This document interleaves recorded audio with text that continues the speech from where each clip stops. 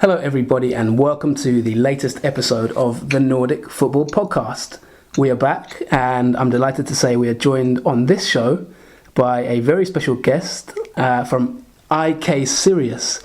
Now, this is one of the first interviews we've done in a while. You know, we've been on the down low for a little bit talking about different things, but we had a reader question last week, and the reader question was asking us to talk about Sirius. We did talk about them a little bit on the show last week, but you know, I thought about it and we were looking at the league table, and really, when you look at it, Sirius have been one of the best teams in the league this season. So, you know, they're currently fifth in the table, and I'm delighted to say we've been joined by one of their star players, Mohammed Saeid, who joins us now on the line. Mohammed, thank you so much for joining us on the Nordic Football Podcast. How is everything with you? Thank you for having me. Everything is good, thank you. It's been a tough schedule, but yeah, we've been doing quite well. Yeah, definitely. I think you know, I've got a lot of questions to talk about with Sirius, and you know, you're having such a fantastic season, and you know, your own self and your personal career as well. You know, this is a new sort of a chapter for you at Sirius. Right. But I think the first place to really begin, I want to talk a little bit about yourself, because you know, you're quite a name in Allsvenskan. And you've played in different countries as well. So tell us firstly about how did your dream as a professional footballer, how did it all begin? You know, what was a day as a kid where you thought to yourself, you know, I want to be a professional footballer?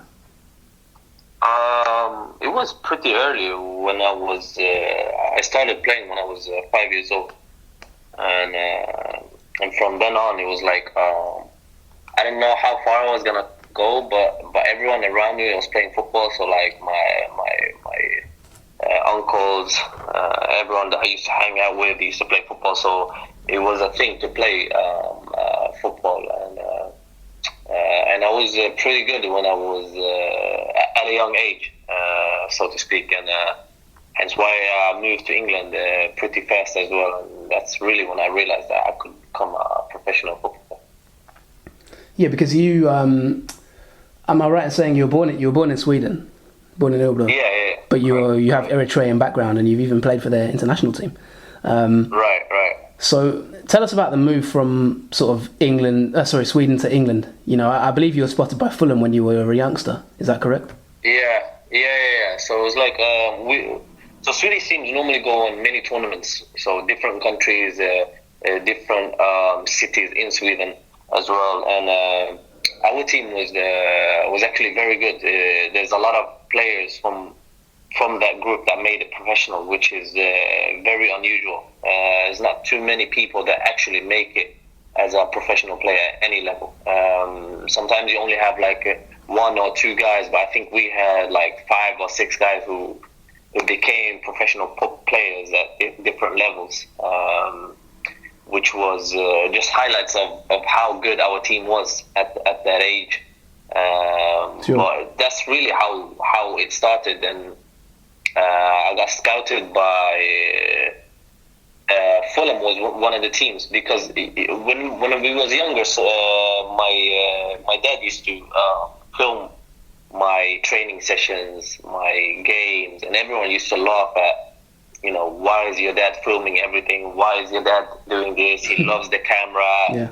You know, so on and so forth. And at the end of the day, that's what kind of got me the first trial, was the videotapes. And you know, he was my cousin was actually acting as a journalist, asking me questions, so like an interview, and he was filming that. And I think I was like 10 or 9 years old. So that kind of inspired me to become the player I am today. And yeah, so I went to Fulham via the films and the tournaments they watched. But I found it. I actually got the best player when I was there, and I got like a signed shirt by Luis Saha, who was there at the time. Sure. But I found it very difficult because I didn't speak the language, and I was actually a very shy kid when I was younger. I wasn't the one that spoke a lot or very social in that way, so yeah. It was pretty difficult in the beginning. And then, you know, how did you sort of, I mean, because that was at Becker Forward, wasn't it? Becker Forward. Right. And then was there a particular coach or someone that you looked up to at a young age, apart from your family maybe, that was very important on your journey in that time? I mean, you got signed by the club, and then how did that all come about in terms of becoming professional? Was there anyone in particular who helped you the most in that period? I mean, I don't think there was in particular, because my dad was the one who was there the whole way. Going to every away game, home game, training, anything, you name it, he was there, and I felt the actual support from him, and that's kind of what pushed me to want to become a professional footballer. And also, my uncle was the one training me, so I'd say them two the most, because of how much they pushed me and how much they not pressured me into getting better, but believed in me, and that pushed me to get better every day. That's the two most people I would thank. In the sense of how far I've come and everything that I've accomplished so far in my career. It's fantastic. Yeah, I mean, you as a young footballer growing up, what was the moment then that you realised, I've made it as a professional? At what point did you feel like, I've realised my dream here, this is it, I'm going to be a professional footballer? There was never a moment when I felt where, I've made it as a professional footballer, because my dream and my goal was always to play in the Premier League. Yeah. So as a youngster, playing at West Brom and, playing for the reserve team when I was 15, 16 years old, probably one of the youngest ones to play for the reserve team at the time. It was a big deal for me. So I was thinking, I can make it, I'm going to make it. That's how big of a confidence I had at the time. And, I had a coach in Craig Shakespeare and Michael Appleton who've done great things after, being at West Brom. Of course. And they actually believed in me in a way, and I actually felt the support. And also Dan Ashworth, who is the sporting director at Brighton. He was the actual one who signed me to West Brom. Yeah. When I was young, so he meant a lot to me as well in that process and in helping me become even better. But I never actually felt a moment where I was like, okay, I made it. But if there ever was a moment where I felt like, okay, I have to kick on from here, it was my first year in Allsvenskan, I would say, when I played for Örebro, where I said, okay, I got one chance, one shot, I want to make it count, and I did. Yeah, because you left West Brom, I think 2009, and then you moved back to Sweden, back to Bäck Forward, and then you eventually moved to Örebro, where you, like you say, you played in Allsvenskan and kind of began your time in Sweden from there, and then moved out to MLS. I'm going to come back onto that a bit later in the show, but I think the first, let's talk about yourself as a player and Sirius as well, because it's been a fantastic season, and I think that's important. The team is currently, fifth in the table, and is having a really, really impressive season, considering this is a team that traditionally maybe has been in the lower leagues at times, in the last sort of 5 seasons or so. It was promoted in recent years, but then, this is one of its best seasons in memory, potentially in history, depending on where you finish. What are your thoughts on the season so far at Sirius? Tell us a bit about it. First of all, we would be lying if we said that we was going to be where we are at the moment, at the beginning of the season. I think the pandemic helped us in improving our game, improving the system, improving our game, improving the chemistry in the team, the coaches, everything around us seemed to improve drastically, and that's something that I think was a blessing in disguise, because when we play in the cup, I know we won. I think we won like 7-1 against Sollentuna, who's a Division 1 team. But then we lost against Västerås, and then we drew to Göteborg. But the game itself was never complete in our way. We were just defending for a long period of time. We wasn't able to hold on to the ball and so on and so forth. But during the pandemic, I think it gave us a lot of time to reflect and get better at our craft and the game itself. Many younger players got some experience. They got time to develop. There was no real pressure on the youngest to adapt quickly, because we had such a long time to get ready for the actual season. So I think that's what gave us the opportunity to be where we are right now. Yeah, it's fantastic. And funnily enough, we had Axel Kjell, who's the manager of Örebro. We had him on the show a couple of months. Well, during just before the season began, and he was saying that obviously there's a lot of time, to practice on the coaching field and things like that, because it was such a long break, wasn't it? In Allsvenskan, it was like nearly 6 months from the end of the season to the start of the new one, maybe more than 6 months even. So yeah, that's really interesting to see that you had more time to practice, and maybe that's helped get results on the pitch. Yeah, I mean, sure. We do a lot of work looking at data on the Nordic Football Podcast. We have a partnership with Y-Scout. Myself and my co-host, we're football analysts. We have a football analyst background, and when you look at the data on Sirius, you really have been incredible this season. You're number one team in the league for possession. You've had the most possession of any team in Allsvenskan. You scored the third highest number of goals in Allsvenskan of any team. You've had the second most passes completed of any team in Allsvenskan. You're third in the league for key passes as well, and you're fourth in the league for a number of dribbles per 90 minutes.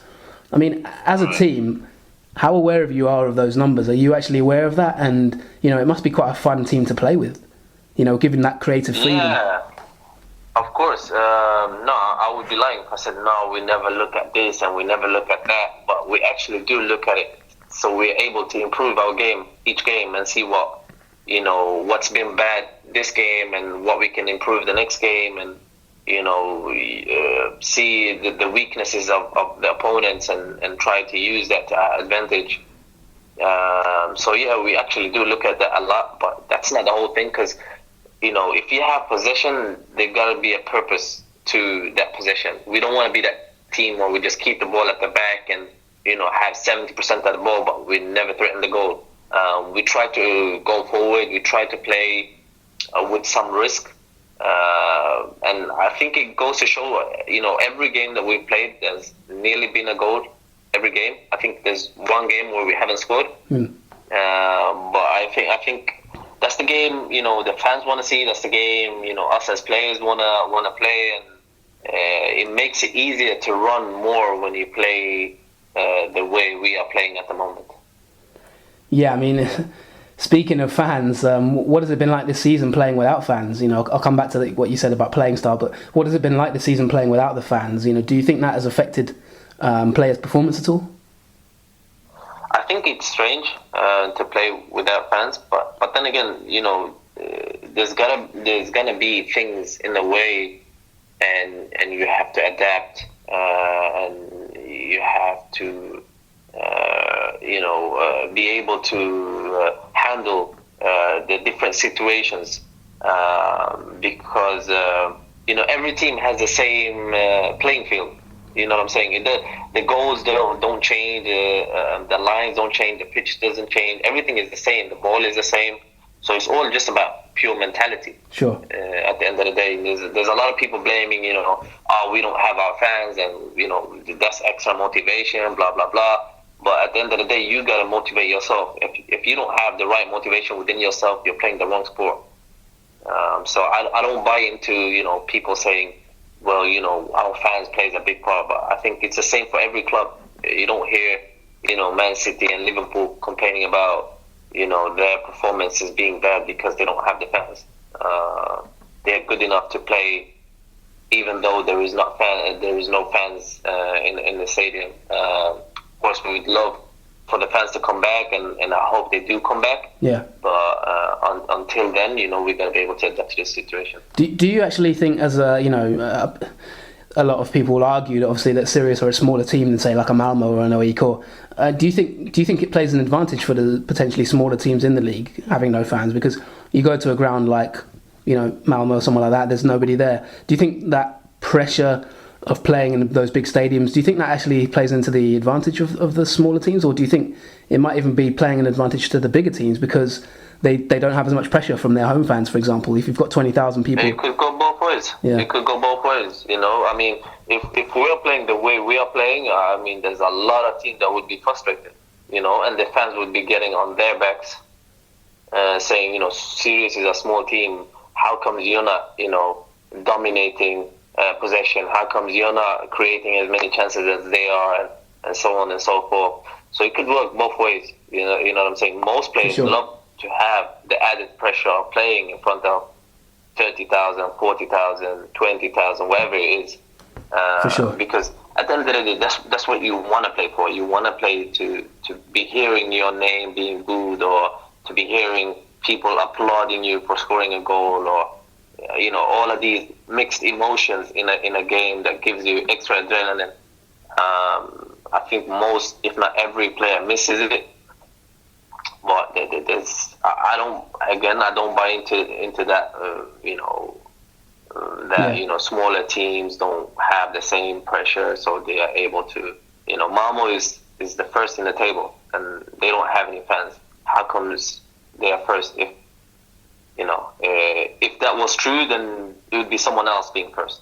Yeah, Malmo sure. would have been affected as well. You know what I'm saying? That makes sense. But I mean, Malmo hasn't been affected because, you know, they have the quality and they have the mentality of, you know, they are from a different breed. Yeah, for sure. For me, they are the best team, and they deserve to be where they are. Interesting stuff. Yeah, I mean, in the Premier League, for example, when we look at the Premier League, there's been some crazy scorelines. You know, there's been like 7-2. Aston Villa beat Liverpool 7-2. We're seeing some crazy things, and everybody's kind of asking: is it to do with no fans? Is there a change in maybe results because of that? Right. I mean, let's move on. You know, one of the questions that leads me on to that is, you know, how important is the mental side of the game in football in your opinion? You know, how big is that, mastering the mental side of the game? You know, because sometimes they say as well, maybe certain players play better in training than they play, you know, on a match day.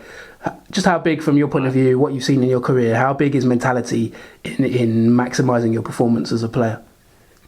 It's very big. I mean, you could see the difference in, say, a player like Ibrahimovic, the kind of elite mentality that he has. You know, he wants more out of every player, but he demands the most out of himself. You know what I'm saying? Sure. And people fail to see that part. They just see that he demands a lot from everyone else around him. But they don't realize that he demands so much out of himself as well. 100%. And I feel that it's very important to have the mental side, because, you know, any time you have a weakness, especially if it's on the mental side, you will struggle in a game, because you will make so many mistakes in a game. Everyone does, you know what I'm saying? How do you deal with that mistake? Do you get back onto the horse and, you know, do it again, or do you give up and say, I failed, I don't want to pass the ball anymore, or I don't want to shoot anymore, or, you know, I don't want to get in the box anymore because I'm afraid to miss? You know what I'm saying? So the mental aspect is very important. And just to show how important it is, when I was younger at West Brom, everyone had a psychologist. Oh, wow. And at the time, I didn't understand a psychologist. Wow. Yeah, no, I heard you. And I didn't understand why it was so important to have a psychologist. I do now, after many years, you know what I'm saying? And it's to do with, because he was asking me about all the mistakes, how do you take a penalty, what do you do before the penalty, and like many things like that, which had me questioning myself at the time. Was that Dan Abrahams, by any chance? I have no idea. It was such a long time ago. No problem. But I just remember that we had a psychologist, and he had a difficult time talking to me because I wouldn't let him in in a certain way, because I was thinking it's a bluff to have a psychologist, but I realize now it's really not. You know, it's good to talk to someone about everything, and he won't judge you for the person that you are, essentially. You know what I'm saying? So The mental aspect is very important. Yeah, definitely. And the mental side of the game is getting bigger and bigger. Like you say, there's more sports psychologists, that kind of thing. I mean, is there a sports psychologist at Sirius? Just quickly, just out of interest. Yeah. We have a psychologist here who's able to talk to the players. Oh wow, that's fantastic. Yeah, so quite advanced then. I mean, who would you say, moving on, you talked about Zlatan just then? Who's the toughest opponent you've faced this season? You said Malmo are the best team. Individually, who's maybe one of the toughest opponents you've faced in the league this season? Maybe defenders wise. I think Malmo is the most difficult because particular player, Malmo like is a player. No, not a particular player. I think Malmo is a team because they are such an experienced side where you think we did have control of the game, and then all of a sudden it's 5-2 and we lost the game. Yeah. So these they don't have to actually play good to win games. They are the most difficult to win because they are content in not having the ball, or they stick to the actual game plan that they had. Whereas smaller teams, the patience runs out very quickly. Someone is going to break out from that line, and then you're able to punish them. But in a team like Malmo, which is a top side, it's very rare that it happens. Yeah, for sure. And that's really what makes them such a great team. I mean, who do you think is the best player in Allsvenskan if you had to comment? I would say we have both the best players, and I don't mean to be biased, but we have a fantastic player in Vecchia and Sugita. Yeah. Who have shown their quality in Allsvenskan this year, and I don't think there's too many arguments in who is actually the best player. It could go to either one of those. Well, that's very interesting because that was one of my questions coming up. I mean, Stefano Vecchia and Yu Sugita have been really revelations this season. They've been talked about a lot. Stefano Vecchia, top of Allsvenskan for expected goals and assists combined. He's scored 14 goals in total, and in terms of expected goals and assists, he's number one in the league. Yu Sugita as well, really creative player. He's really lovely on the ball. Gets between the lines, plays passes. For you as a striker, it must be fun playing with those guys. Tell us a little bit about them, what they're like, and they seem to have really come on this season. Yeah, I mean, the chemistry between us three is perfect. None of us really are strikers in a sense. So we do move a lot, around a lot, like different positions. And if Sugita comes inside, I go outside. Stefo goes as a striker, and we pretty much move a little bit freely because essentially we're all midfielders. So that's why sometimes, when we get into the wide areas, we don't really cross the ball straight away because who's really going to head the ball in? I don't think we've ever scored a headed goal this year anyway. Exactly. And that's really the reason, because our strength is not to head the ball or be a target 9 or for them to be wingers to cross the ball in. Mostly we are occupied centrally. And, the football IQ is very high between us, which makes the game much easier for us. Yeah, for sure. I mean, that's one of the questions that, I was going to ask you as well, which links quite well, to be honest. We keep a database on all the players in Allsvenskan, and, we've been doing it for many years in terms of where their positions are, their playing positions, that kind of thing. You yourself seem quite a versatile player. Positionally, we've got you listed down in many different areas that you could potentially play. Whether it's a striker, midfield, like you say, on the sides of a 4-3-3, that kind of thing. What would you actually say is your best position, Mohammed? The 10. Yeah. I would say playing behind the striker would be the perfect position for me. But because I do run a lot, so it's more common now as a 10 to run a lot, but it wasn't before. Before it was more of a find a position and then take yourself out of the picture and someone will see you and there's a lot of space. But nowadays the 10 actually runs a lot. So the 10 is the perfect position, but any position going forward is I don't mind actually, because again you get a lot of the ball, and there's plenty of movement, so it's not really a position for me. But if there was one position, I'd say the number 10.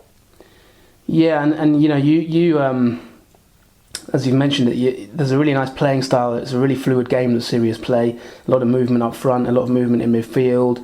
The fullbacks get forward. There's a lot of positional interplay. Is it important for you to play in a nice flowing team? Would you rather play in a nice sort of footballing team or a winning team? A winning team, of course. And luckily we've been doing both. We haven't just been playing nice for the sake of playing nice. You know what I'm saying? There's always been a purpose to, the way we play, the style we play, and essentially we try to punish our opponents. And it's been working pretty well actually. We've had some games where we've missed chances to win games, and we've lost some points because we've let in late goals and stuff of that nature. But I think as we go along, we've learned a lot of those mistakes, and we've rectified it. And you could see that during the season that it's been getting better and better each time. Yeah, for sure. I mean, what are the secrets to this team? That why are you doing so well? What you said you had that extra time to work in pre-season. What exactly did you work on? What did the manager work on? And tell us a little bit about the manager, Henrik Rydström, because there's been a lot of praise for him this season as well. What exactly is the secret to this success? It's really that we, first of all, we get along both on and off the field. Most, or if not all, the players hang out after the game, after training, during training. We all have fun. But when it comes to, playing the game, everyone gets into the zone, and then, we go out, we basically go to war together, Yeah. And everyone's on the same page. In training, we've been working on different systems. So it's all just a numbers game for us. We've been playing every type of system, really. And at the time, I'm not going to lie, everyone was frustrated. Why are we playing this? Why are we doing this? But we could see the rewards of playing different systems. Because just against Norrköping now, the weekend that we played so many different systems during the game. We switched so many times to be able to find a weakness, and that's how we were able to punish them. And so, the coaching staff should have a lot of credit for sticking to what they believe in, and also the players buying into what they wanted to achieve, to believe in and achieve, and again, you can see the rewards of that hard work, both from the coaching staff and from the players. Yeah. This season. Yeah, I mean, I watched that game, and luckily it was a really interesting game because Norrköping have been quite good this season, but maybe it just tailed off a little bit. But you really played a kind of aggressive game in terms of your possessional play, and quite a high line and that kind of thing. Just from your point of view as a player, you mentioned the manager sort of worked on different systems. When you're changing systems in the game, how exactly does that work? Is it like the manager just calls out, especially with no fans, does he just call out, right, switch to 3-5-2 or switch to 4-3-3? Like, what are the triggers in your mind, or for a player in general, when you're changing systems during a match? What exactly is said? They're just players just telling it, we're playing 3-4-3 or 4-3-3 or 4-5-1 or whatever the system might be. And then you just adapt to it, because obviously you've been doing it in training, so it shouldn't come as a shock to you as a player. We know the systems, and we just got to adapt to it, and so it wasn't much more to it than that. It sounds very simple, but that's because of the work that we put in on the training field. That's fantastic. I mean, you've got a wealth of experience in your career. You've been around the block, right. And you moved to MLS after your time at Örebro. I'd like you to sort of, you've played for Columbus Crew. Then you moved to Minnesota United as well, and then Colorado Rapids, before some time in Denmark, and then moved back to Sweden in 2018. I'd like you to just compare for us. We always ask players who've played in different countries, particularly because we cover Norway and Sweden in general, but we always ask players to compare the different leagues they've played in. Could you tell us how MLS compares to Allsvenskan? I mean, if you had to rank the better quality league, which one would you say it is? It's very difficult because it's completely different. The MLS is more like the Dutch league. The Dutch league, it's the defensive part or the defensive aspect is not as big as the offensive game in the league in general. You normally tend to see high scoring games, which is similar to the MLS. You always see 5-4 or 3 very high scoring stuff like this. Exactly, and people are like, crazy. These guys they don't have defenders, they don't have goalkeepers. But it's because they just think of, if you score 3, we want to score 4. Yeah, that's kind of like the Dutch mentality. And offensively, they have the quality that could never come to a team in Allsvenskan, because the quality is just so good offensively. You could see by Jonathan Fadugba is going to FC Bayern. You have Almiron going to Newcastle. Yeah. You have Tyler Adams going to Leipzig. So you have like quality players. You could never find that in Allsvenskan. Nobody just goes from Allsvenskan to Premier League or from Allsvenskan to the German Bundesliga to a top team. It never happens. Normally it just goes from Allsvenskan to, example, the Dutch league. Yeah. That's what most players do. Or usually Belgium. Belgium as well, yeah. So I'd say it's more like the Dutch league, but then again, I say that the Swedish league is very difficult to break down. So it's very difficult to break down a team in Sweden because everyone is so compact. It's nearly the same comparison with the national team. If you see the national team, it's very difficult to break down the Swedish national team. Yeah, and sure. I think the Allsvenskan is the same. Every team in Allsvenskan is very difficult to break down, whereas US is very free-flowing. So you're sitting on the fence there. You don't have a particular, just different styles. You'd say different styles. I'd say, it depends. If you hold the Dutch league better than Swedish league, then you'd say the MLS is better. But if you say, some Swedish teams is better than Holland, then it depends on your opinion. You know what I'm saying? For sure. For me, the MLS is better because for me, I see it as an offensive player. Yeah, for I sure. don't see it as a defensive player where we are defending and everything like that. It's fascinating. I mean, you won your first cap for Eritrea in 2019. Can I ask you on a personal level? Do you identify? You were born in Sweden. Do you identify more as an Eritrean or as a Swedish, citizen? I'm a dual national myself as well, so I wonder from your point of view, because you talked about the Swedish national team there. Tell us a bit about your background in that sense, and also your international sort of call up and that kind of thing. So I identify more as a Swedish, person because I was born here and I grew up most of my life in Sweden. Never been to Eritrea until the call up. That was my first time ever being back home. Wow. So, there's not much I can relate to, you know what I'm saying? Everything is here in England. Yeah. That's all I know. So it's very difficult for me to say that I feel more Eritrean than I do Swedish because all I've known is Sweden and England. So, I'd say I identify more as a Swedish guy. That's really interesting. But I'd say so. But I'm very proud of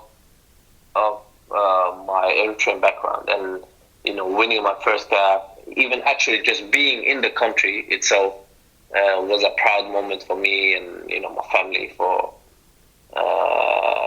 someone having achieved a goal like that.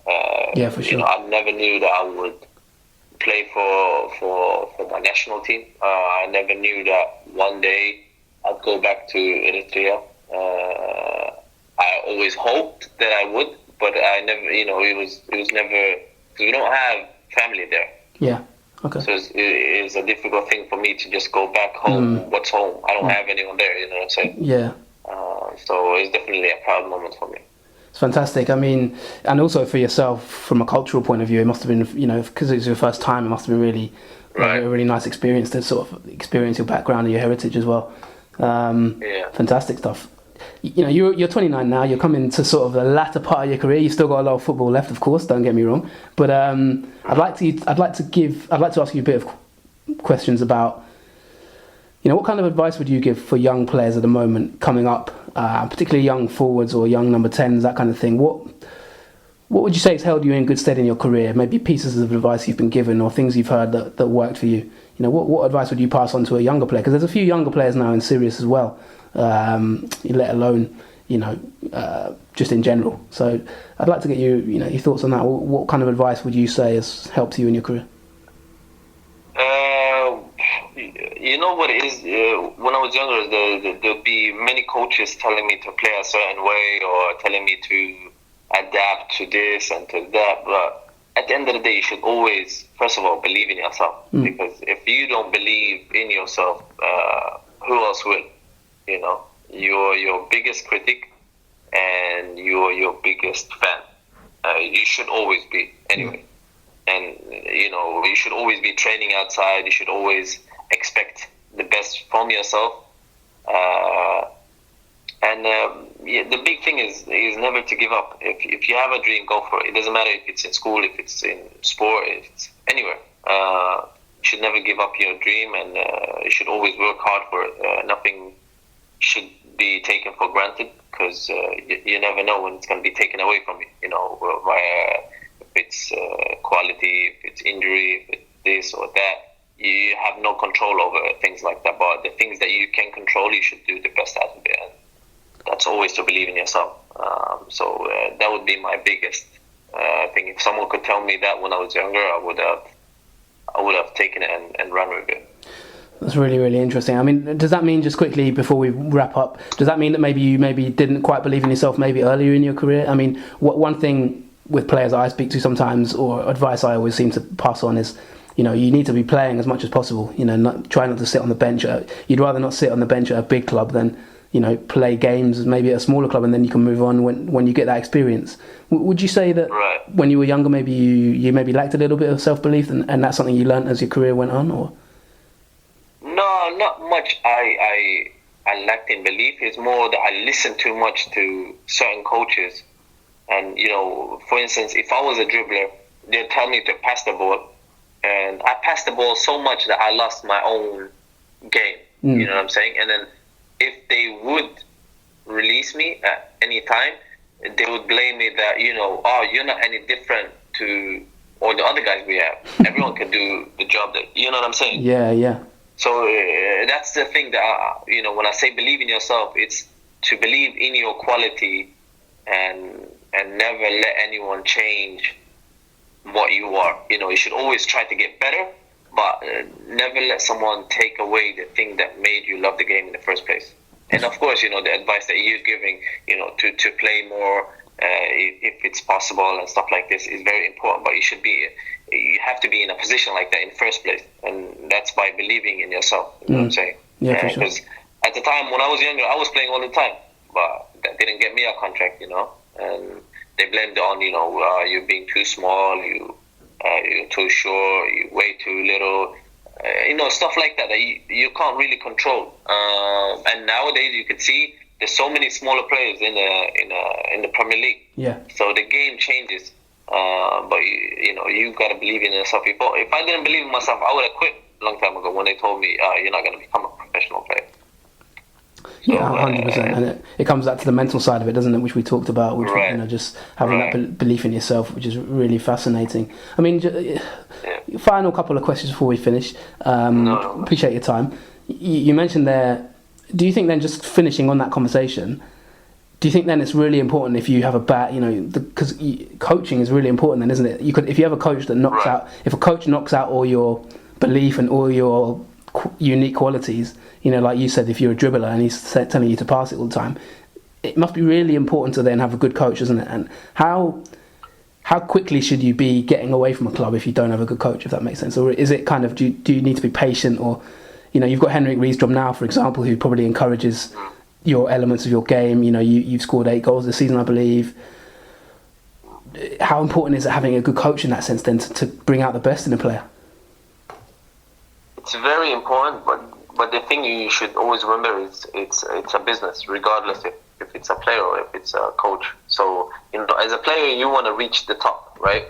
But I think as a coach, you want to reach the top as well. So the coaches are thinking the results as well as, you know, the players thinking about results. It's not always, I don't think nowadays anyway, where it's always about player development, blah, blah, blah. It's more how can I get to a level where I manage, you know, Allsvenskan or I manage Superettan, whatever the case might be. Yeah. And I think that's what's so dangerous for the young generation, because the development will rapidly decrease. You know, it won't be the same amount of development. And you can see that actually in Sweden. There's not many young players going abroad or young players going to Allsvenskan and playing a lot of games. Because it's a business-oriented game. Yeah, definitely. And everyone is thinking about results. And, you know, you got to be careful in how much you believe in the results. You know what I'm saying? Because at the end of the day, you want to give the kids a chance to showcase their abilities. And, you know, for young players as well, not everyone develops when they are 11 years old. You know, some develop at later stages. You know, if you're 19, 20, 21, 20, some 25 even. You know, some break through when they're 25. So, you know, stay patient, work hard, and believe in yourself. Yeah, that's fantastic advice. And final question, Mohammed. I really appreciate your time. You, another stat I didn't tell you about earlier about Sirius, but they've scored the most goals of any team in Allsvenskan with the left foot. And as a left-footed player yourself, that's probably a lot down to you. You know, how you only have left-footed players. Exactly, all your players are left-footed, which is quite rare. You know, to a certain extent, you've got so many left-footed goal scorers. Just from that point of view, you know, how are you rating your own performance this season? How much are you enjoying it, and what's the outlook for the future? Do you have a target in mind, whether it's individually or for the team? You know, what is the aim for the rest of the season and going forward as well, maybe into the future? First, as a team, I want to get into Europe. I think the whole team wants to get into Europe when we are in the position that we are in right now. It'd be a shame to just, you know, give up and be happy with the accomplishments that we've had, and, you know, enjoy the applause from every team saying, wow, we are the best team they've played against, and, you know, the media loving us and loving the way we play. It'd be a shame to throw all of it away and, you know, be content on what we've gotten so far and how far we've came. But so I want to get into Europe. That's one, and then as a striker, I want to score more goals, even though it's not my position. But now that I play there, I want to be scoring more goals. So I'm getting into positions to score goals. It's just that sometimes I take a touch when I should score. I mean, shoot, or I shoot when I should take a touch. You know, the different kind of killer instinct that you know I need to learn. It doesn't come overnight. It's something that you grow up with, but I'm trying to learn that aspect of the game. But apart from that, you know, I just want to see everyone around me succeed, and us have a great end to what could be a fantastic season. Yeah, and you've worn the captain's armband at times as well. So, you know, if the club was to get into Europe, I mean, it spent many years. It was relegated in 1974 before promotion.